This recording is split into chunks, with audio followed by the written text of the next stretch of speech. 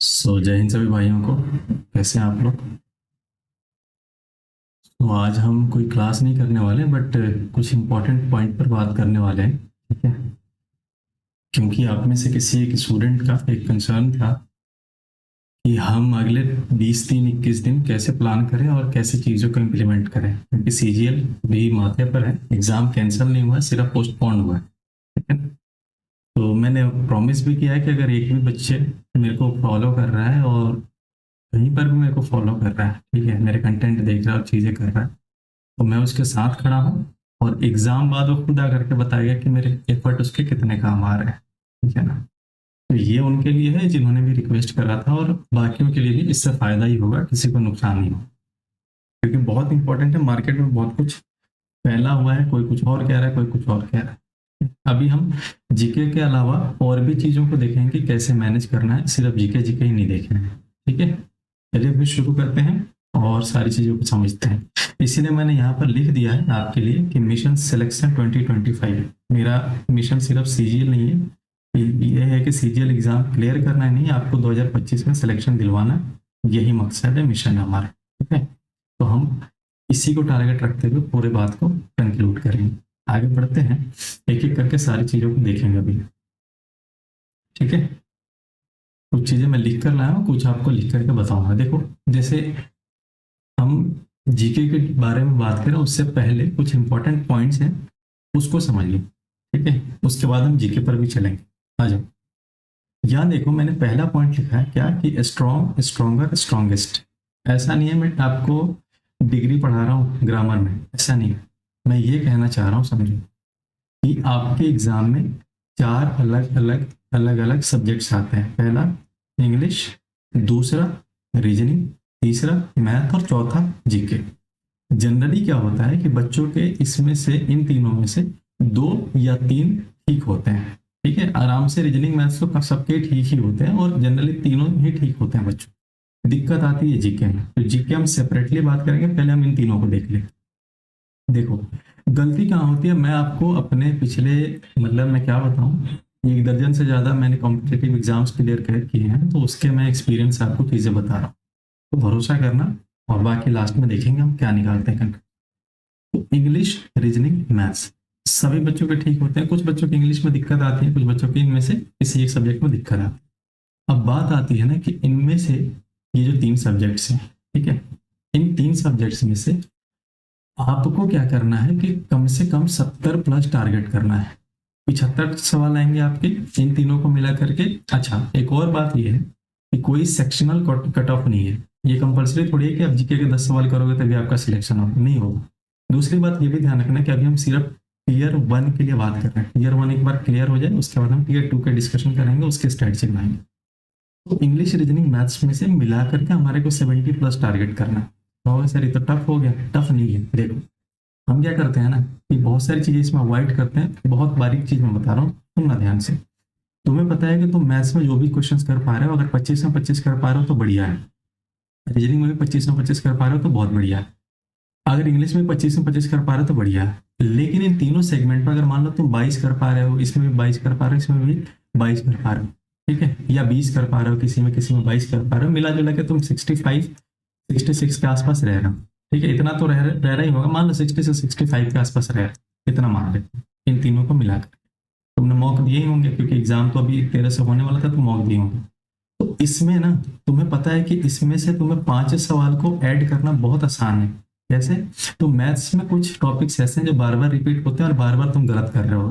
Reasoning में भी same चीज होगा और इंग्लिश में भी कुछ सेम चीज होगा। तो इन तीनों का ना तुम आराम से 5 घंटा 6 घंटा टाइम दे करके पहले इस 5 सवाल को ऐड कर सकते हैं। 5 से 6 सवाल को आराम से ऐड कर सकते हैं इन तीनों सब्जेक्ट। तो यहाँ से तुम ये 60 65 जो है ना, इससे तुम 70 पे जा सकते हो और 70 प्लस पर भी जा सकते हो इस। ठीक है, पहली बात। अगर ये सॉर्ट आउट हो जाए तो एक चीज और देखना कि हमें कॉस्ट बेनिफिट रेशियो पर काम करना है। कि मान लो कि तुम इसमें से 65 70 नंबर बना पाए, ठीक है, और कुछ 4 5 सवाल है जो कि तुम नहीं कर पा रहे। एनालिसिस करने का भी एक तरीका मैं आपको बता देता हूँ। 2 सेक्शन बना लो, एक साइड लिख दो डुएबल, ठीक है, डुएबल लिख दो, और एक साइड लिख दो डिफिकल्ट, डिफिकल्टली। ठीक है, तो जब तुम मॉक लगा रहे हो ना, ऐसे सवाल होंगे जो तुम्हें आ रहे हैं फिर भी गलत हो रहा है, उनको यहाँ पर लिखो डुएबल सेक्शन। ठीक है।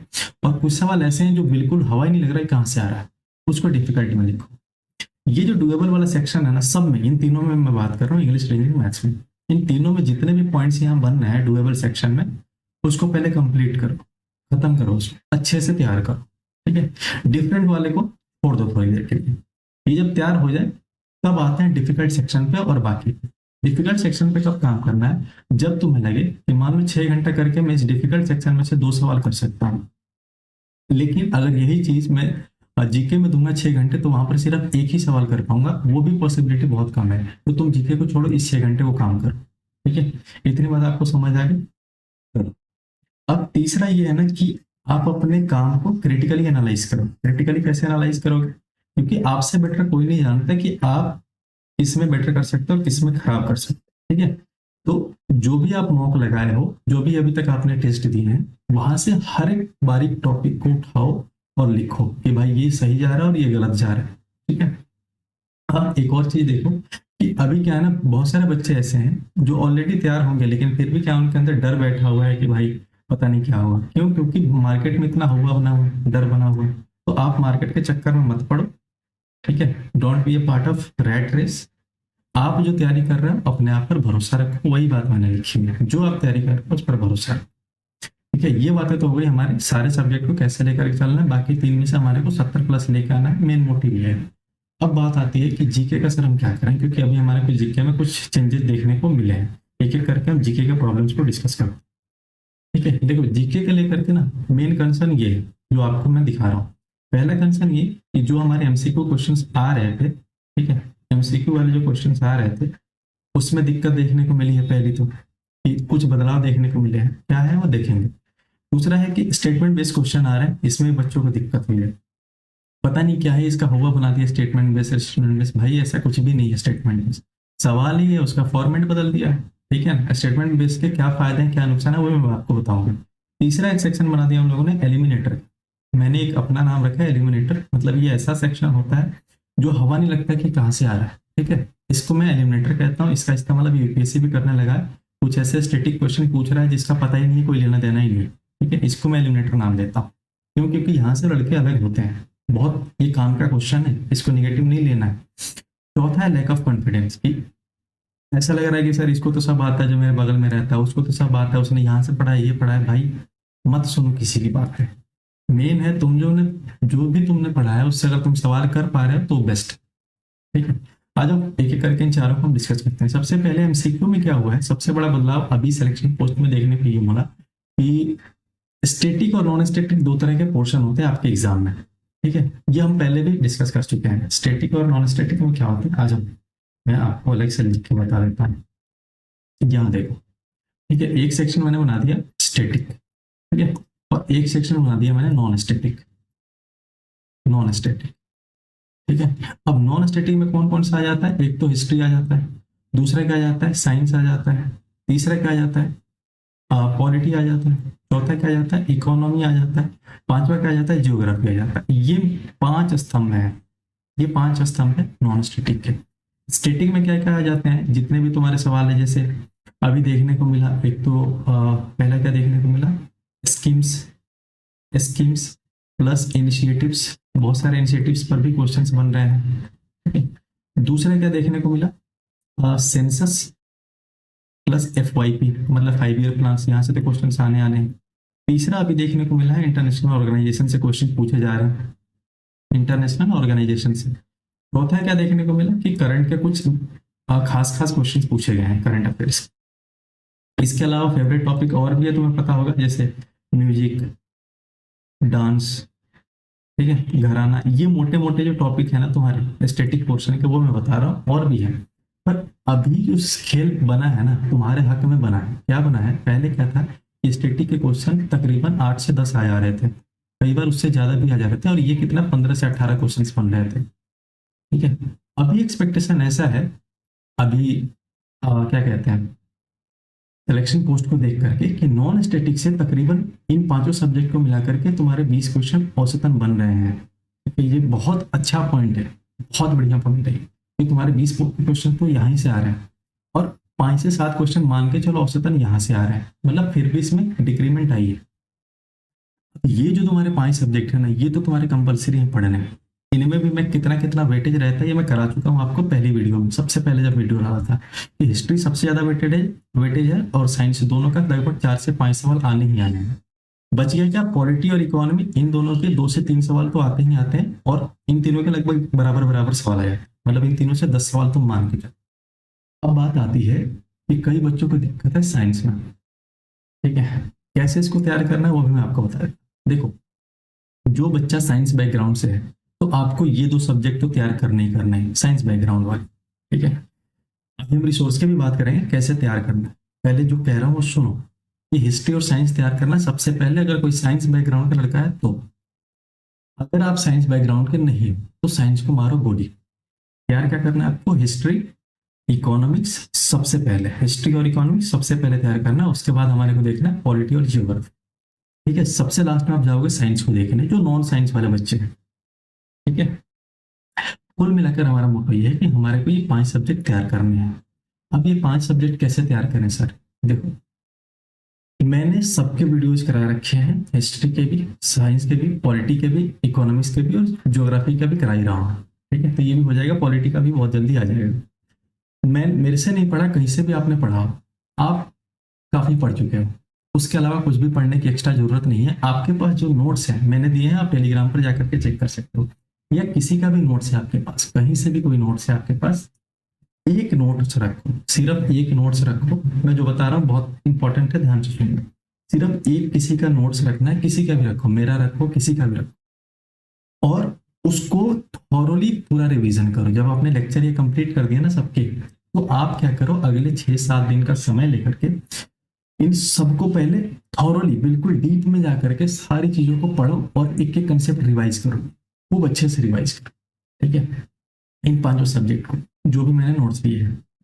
उसके बाद क्या करो, इन 5 सब्जेक्ट को तैयार करने के बाद, ठीक है, इन 5 सब्जेक्ट को तैयार करने के बाद कुछ स्टेटिक पोर्शन है, जैसे आपका हो गया ये कहा गया, स्कीम्स एंड इनिशिएटिव, सेंसस और 5 year plan, international organisation, music, dancing, गाना, ये 4-5 टॉपिक तो बहुत इंपॉर्टेंट है, ये तो तैयार करना ही करना है। जो पहले का पैटर्न है, जो सवाल आ रहे थे, वो सारे स्टेटिक चीजें तो तैयार करनी ही करनी है आपको, ठीक है ना। और कुछ करंट अफेयर भी देखना है, लेकिन हम ना स्टेटिक को थोड़ा बाद में देखेंगे, पहले नॉन स्टेटिक पर बात कर लेते हैं, क्योंकि 20 सवाल तो यहीं से बन जाएंगे तुम्हारे, तो हम इस पर क्यों समय वेस्ट करें। इन 5 को तुम तैयार कर लेते हो ना एक बार, तुम्हें क्या करना है, इन 5 के प्रीवियस ईयर क्वेश्चंस लगाने हैं, ठीक है, प्रीवियस ईयर क्वेश्चंस लगाने। और कहीं पर भी आपको मॉक मिल रहा है जिसमें स्टेटमेंट बेस्ड क्वेश्चन पूछा जा रहा है, देखो स्टेटमेंट बेस्ड क्वेश्चन पूछने का मतलब ये है कि आपसे एक क्वेश्चन में क्वेश्चनर मल्टीपल क्वेश्चन पूछना चाह रहा है, पहली बात। दूसरा ये कि तुम्हें जीके में जो कम समय लग रहा था, थोड़ा 2-4 मिनट एक्स्ट्रा लेकर के चलना पड़ेगा, क्योंकि तुम्हारे क्वेश्चन में ज्यादा ऑप्शन आएंगे तो इसमें समय लगेगा, तो 2 दिक्कतें आएंगी मल्टीपल चॉइस क्वेश्चन में। तीसरा ये कि तुम्हारे कंसेप्ट बेस्ड क्वेश्चन आने के चांसेस ज्यादा है, ठीक है। ये सारी 3 चीजें हो गई स्टेटमेंट बेस में। अब क्या सारे क्वेश्चन स्टेटमेंट बेस आ रहे हैं, बिल्कुल नहीं, मुश्किल से 3-4 क्वेश्चन आएंगे स्टेटमेंट बेस, बाकी तो नहीं आएंगे, ठीक है। तो इतना इसको पैनिक होकर के नहीं चलना है, स्टेटमेंट बेस में ही तुम्हारे सेशन रीजन वाले भी सवाल आ जाते हैं। तो मेरा बस इतना कहना है कि पहले ये 20 सवाल के लिए तुम लड़ो, history, science, polity, economy, geography, इन 5 को खूब अच्छे से तैयार करो। जो भी तुमने पढ़ा है इनफ है, किसी के कहने में, किसी के बहकाव में नहीं पढ़ना कि ये छूट गया वो छूट गया, भाड़ में जाए, है ना। पहले ये 5 सब्जेक्ट खत्म करो, एक नोट से, एक लेक्चर से, किसी का भी देख के। उसके बाद तुम क्या करो, अपने प्रीवियस ईयर क्वेश्चंस लगाओ, ठीक है। क्या करना है, प्रीवियस ईयर क्वेश्चंस लगाना है, प्लस कोई अगर मॉक ले रहा है कहीं पर भी, मैं किसी को नहीं कह रहा हूँ कि आप इसका लो या इसका मत लो, कहीं पर भी मॉक ले रहा है, एक किसी का मॉक लो जो स्टेटमेंट बेस्ड क्वेश्चंस करा रहा है। बस ये 2 काम आप करो। क्या करने के बाद, इन 5 को करने के बाद, अब इस प्रीवियस ईयर क्वेश्चन में, इस मॉक में तुम्हारे जितने सवाल इसमें से सही हो रहे हैं उसको तो ठीक है, डन कर दो, लगाते रहो मॉक। जो सवाल नहीं हो रहा है सही, या फिर तुम्हें लग रहा है कि वो इन 5 में कवर नहीं हुए हैं, क्योंकि तुम्हें भी पता है कि एक वन शॉट वीडियो में कोई भी कुछ कवर नहीं करा सकता, कोई भी हो, ईमानदारी से, ठीक है। तो तुम्हें क्या करना है कि उन टॉपिक को, जैसे मैंने बनाया ना, एक डुएबल और डिफिकल्ट का यहाँ भी एक अलग अलग सेगमेंट बना लेना है। तो डुएबल में जाकर के वो पॉइंट्स लिखो कि सर ये पॉइंट है, ये पॉइंट है, ये टॉपिक है, ये टॉपिक है, ठीक है। यहाँ से क्वेश्चन आ रहे हैं और मैं नहीं कर पा रहा हूँ, ठीक है। ये सिर्फ 5 की मैं बात कर रहा हूँ, वो टॉपिक लो और वो एक किताब रखो, एक तो नोट्स रखो, सबके एक एक नोट्स रखो, कोई दूसरा नोट्स नहीं पढ़ना है। दूसरा ये कि सिर्फ एक किताब रखो जो सबको रखता हो, जिसमें हिस्ट्री भी हो, साइंस भी हो, पॉलिटिकल, इकोनॉमी, ज्योग्राफी है। आपको मैं ये नहीं बताऊंगा कि भाई हिस्ट्री के लिए 5 किताबें जाकर पढ़ो, साइंस के लिए 5 किताबें, अभी समय नहीं है। सिर्फ एक किताब रखो, जैसे कोई लूसेंट पढ़ रहा है, ठीक है, अगर कोई एसएससी बेस्ड कोई किताब आई है मार्केट में, कोई भी जो चल रही है, तो वो ले लो जिसमें सारे 5 सब्जेक्ट कवर है, उसको पढ़ो। वहां से जो टॉपिक इस नोट्स में कवर नहीं हुए हैं उसको प्रिपेयर कर लो, ठीक है, उसको प्रिपेयर कर लो। और फिर जाकर के वापस तुम मॉक लगाओ, पीवाई की देखो, और देखो कि अब तुम कितना कर पा रहे हो इस 20 में से, ठीक है। इसका तो समाधान निकल गया। अब आ जाते हैं किस पर, स्टैटिक बेस्ड क्वेश्चन पे। स्टैटिक बेस्ड क्वेश्चन की बात करें तो सारे नहीं करने हैं, ठीक है, तुम्हें मेन मेन टॉपिक्स उठाने पहले, जैसे सेंसस हो गया, 5 ईयर प्लान हो गया, स्कीम्स हो गए, इनिशिएटिव्स हो गए, ठीक है, ये हो गए। उसके अलावा इंटरनेशनल ऑर्गेनाइजेशन, जैसे क्या क्या हो जाता है इंटरनेशनल ऑर्गेनाइजेशन में, आपको बता देता हूँ, एक सेकंड। इंटरनेशनल ऑर्गेनाइजेशन में आपके आ जाएंगे, एक सेकंड रुको, यहाँ देखिए, कुछ हो गया इंटरनेशनल ऑर्गेनाइजेशन और कुछ हो गया आपके रीजनल, ठीक है। कैसे रीजनल, कौन कौन से आ जाते हैं, जैसे मान लो कि यूएन से रिलेटेड जितने भी आपकी संस्थाएं हैं ना, वो सारी आ गई। उसके अलावा डब्ल्यू हो गया, WTO हो गया, ठीक है, नाटो हो गया, नाटो हो गया, इसके अलावा G7 हो गया, G20 हो गया, ठीक है। और क्या, बहुत सारी संस्थाएं हैं, जैसे तुम्हारा सार्क हो गया, ब्रिक्स हो गया, बिम्स्टेक हो गया, ठीक है, बिम्स्टेक हो गया, ठीक है। इसके अलावा तुम्हारे और भी है, कॉप हो गया। तो ये सारे इंपॉर्टेंट इंपॉर्टेंट संस्थाएं हैं, ठीक है, और भी है। ये सारी संस्थाओं को देख लो, ये तुम्हारे स्टेटिक में, तो स्टेटिक में ज्यादा कुछ नहीं करना, ये 5-6 टॉपिक्स आपको तैयार करने हैं सिर्फ, क्योंकि ज्यादा करने जाओगे ना भाई, इसमें जितना तुम समय लगाओगे ना, वो जो 3 पोर्शन में मैंने बताया जो डिफिकल्ट सब सेक्शन था, उसमें तुम ज्यादा आसानी से कर पाओगे compare to this section. Static section से ज्यादा बेहतर तुम उसमें कर पाओगे, इतना ही टाइम अगर उसमें दे दो तो, ठीक है। तो मैं इतना कह रहा हूँ कि स्टैटिक पोर्शन में सिर्फ ये चुनिंदा चुनिंदा टॉपिक्स कर लो, जो बार बार तुम्हारे एग्जाम्स में पूछे जा रहे हैं, वो तो कर ही लो। और इन 5 को एकदम 100% लेकर के जाओ, कंसेप्चुअल क्लैरिटी के साथ, ठीक है, तो तुम्हारी चीजें काफी नॉर्मल जाएंगी। अभी मेन बात यह है कि ज्यादा डेविएशन में नहीं पड़ना, इधर उधर डाइवर्ट नहीं होना है कि इसकी वीडियो देख लेता हूँ, अभी उसकी वीडियो देख लेता हूँ, किसी के भी वीडियोज अभी नहीं देखने। एक किसी का लेक्चर जो तुम फॉलो कर रहे हो उसका फॉलो करते रहो, उसी का नोट्स देख रहा हूँ, नोट्स देखते रहो, ठीक है। कुल मिलाकर आज के बाद का सार यही है, ठीक है, जो मैं आपको कुछ लाइन में बता देता हूँ। पहले एक सेकंड, यहाँ कुछ बातें मेहनत करके लिख कर लाया हूँ, तो वो भी देख लो कि क्या पता कुछ चीजें से रह जाए।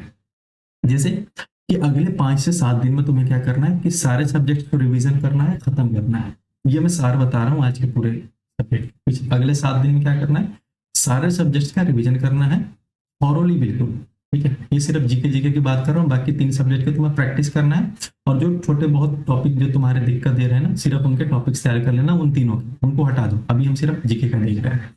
जीके में क्या करना है, सारे सब्जेक्ट का रिवीजन रिवीजन रिवीजन ही करना है, बहुत काम आएगा तुम्हें।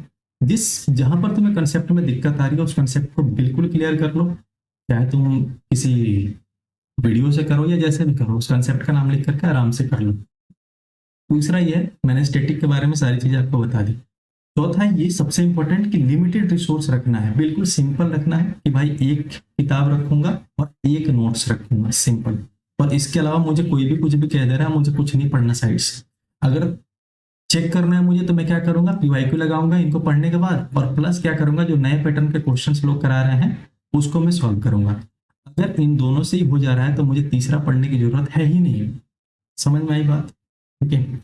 और इसके बाद क्या करना है, जब ये हो जाए, तुमने 7 दिन तक रिवीजन करा, 7 दिन के बाद क्या किया, तो मॉक लगाया, मॉक लगाने के बाद क्या देखा तुमने कि सर ये दिक्कतें आ रही हैं, वो दिक्कतें तुमने नोट डाउन करी, और नोट डाउन करने के बाद क्या किया कि इस वाले किताब से उठा करके वो सारी चीजें कवर करी, कहीं एक्स्ट्रा कुछ नहीं पढ़ना है, सिर्फ इस किताब से वो सारे टॉपिक्स कवर कर लिए। 3 दिन का समय तुम वहां ले लो, तो 7 और 3 10 दिन का समय तुम्हें यहाँ लग गया। 10 दिन में तुमने क्या कर दिया, ओवरऑल पूरा वापस से रिवीजन कर लिया। मुझे पूरा भरोसा है कि तुम अभी तक तो रिवीजन कर चुके होगे, क्योंकि एग्जाम तुम्हारा 13 को ही होने वाला था। तो तुम अगले 10 दिन में एक राउंड और रिवीजन कर पाओगे ओवरऑल, जहां तुम्हारी कमियां हैं वो भी ठीक कर पाओगे, जहां नहीं है वो भी सही कर। 10 दिन में रिवीजन करने के बाद अगले 7 दिन तक तुम क्या करो कि फुल मॉक लगाओ, अब लगाओ फुल मॉक, और फुल मॉक में क्या करो, अब कुछ भी एक्स्ट्रा पढ़ने की जरूरत नहीं है, हर दिन फुल मॉक लगाओ, अगले 10 दिन या 7 दिन मान के चलो फुल मॉक लगाओ, और उसमें से क्या करो कि अब तुम पूरे चारों सब्जेक्ट का एक ऐसे ढांचा तैयार करो, यहाँ लिखो डुएबल, ठीक है, डुएबल, और इधर लिख दो क्या, डिफिकल्ट, डिफिकल्ट। अब इन चारों में से निकालो कि तुम्हें अब भी कौन परेशान कर रहा है, ठीक है। दिन भर में तुम्हें कुछ नहीं करना है, सिर्फ एक टेस्ट लगाना है, लास्ट के 7 दिन में एक टेस्ट लगाना है सुबह में उठ करके, और उन सातों चारों सब्जेक्ट में से कोई भी टॉपिक जो तुम्हें परेशान कर रहा है उस टेस्ट में, ठीक है, उसको दिन भर में क्या कर लेना है, प्रिपेयर कर लेना है। उसके बाद जब ये डुएबल वाला सेक्शन प्रिपेयर हो जाए ना, तो डिफिकल्ट वाले में भी हाथ लगाना है, ठीक है, इसको भी प्रिपेयर करना है, और साथ ही साथ 2 से 3 घंटा बचा करके रखना है तुम्हारे हर दिन का। 2 से 3 घंटा किस लिए, ताकि जो चीजें तुम बार बार भूल जाते हो ना, जैसे जीके में कई चीजें तुम भूल जाते हो, करंट हो गया, ठीक है, हिस्ट्री के कुछ ईयर्स हो गए, ठीक है, कुछ नाम हो गए, तुम भूल जाते हो, तो वो सारी चीजें हाईलाइट करके रखो जो तुम बार बार भूलते हो, उसको अगले कुछ दिनों तक हर दिन 1 1.5 घंटा 2 घंटा दे करके रिवीजन करते रहना है, याद करते रहना है, ठीक है। और साथ साथ हर दिन एक मॉक लगाना है, ये आखिरी के 7 दिन का बता रहा हूँ मैं, और उसमें से जो गलतियां आ रही हैं उसको ठीक करना है। इसके अलावा कहीं भी कोई डेविएशन नहीं देखना है, किसी चौथे को नहीं देखना है, कहीं भी कुछ नहीं झांकना है, ठीक है, अगर इससे तुम्हारा बात बन रहा है तो। अगर फिर भी तुम्हें कोई दिक्कत आएगी तो मुझे बताना, कमेंट सेक्शन में आकर के बताना कि सर इसमें दिक्कत आ रही है, या एक और चीज मैं तुम्हें फ्री हैंड देता हूँ कि तुम्हें इसमें से कोई टॉपिक लगे कि मुझे करवा लेना चाहिए, तो तुम मुझे बताना कि सर ये वाला टॉपिक है, मुझे आप करवा देना, ठीक है, तो मैं करवा दूंगा, कोई दिक्कत नहीं। अभी मैंने सोचा हुआ है जिससे पॉलिटी खत्म हो जाएगी, तो मैंने तो पांचों ये सारे सब्जेक्ट करवा दिए तुम्हारे लगभग। उसके बाद मेरा ये प्लान है कि मैं अभी आपको सेंसस कराऊंगा, 5 ईयर प्लान में करा चुका हूँ, स्कीम्स एंड इनिशिएटिव मैं खुद कराऊंगा, और उसके अलावा इंटरनेशनल ऑर्गेनाइजेशन कराऊंगा, ठीक है, ये 3 चीजें तो मैं कराऊंगा ही कराऊंगा, 100% श्योर है। अब समय मिल गया तो ये 2 भी मैं आपको करवा दूंगा, म्यूजिक, डांस कराना और करंट अफेयर्स, ठीक है। बट अभी मेरी पहली प्रायोरिटी क्या है कि इन 3 चीजों से कराना, क्योंकि यहीं से जब तुम्हारे 5 में से 2 3 सवाल आ जाएंगे तो मैं बाकी तुम्हें क्यों बर्डन दूं, ऑलरेडी तुम्हारे पास बहुत सारा भार है, ठीक है। तो कुल मिलाकर बात का सार आज निकल के यही आया है, यही सारी चीजों का आपको ध्यान रखना है। लास्ट में बस मैं नोट डाउन कर देता हूँ कि 3 सब्जेक्ट में से क्या करना है आपको, 70+ टारगेट रखने की, कैसे भी करके 70+ वहां से निकाला जाए। बच गया क्या, जीके। जीके में से क्या करना है, 5 सब्जेक्ट हैं, पांचों को बहुत अच्छे से तैयार रखना है। कौन कौन से, हिस्ट्री, पॉलिटी, साइंस, जियोग्राफी और इकोनॉमिक्स, इन पांचों को बहुत अच्छे से तैयार करना है, एक नोट से और एक किताब से, सिंपल, ठीक है। इसके अलावा जब ये सब हो जाए तब जाकर के स्टेटिक में हाथ लगाना है, और स्टेटिक के कुछ चुनिंदा पोर्शंस करने हैं।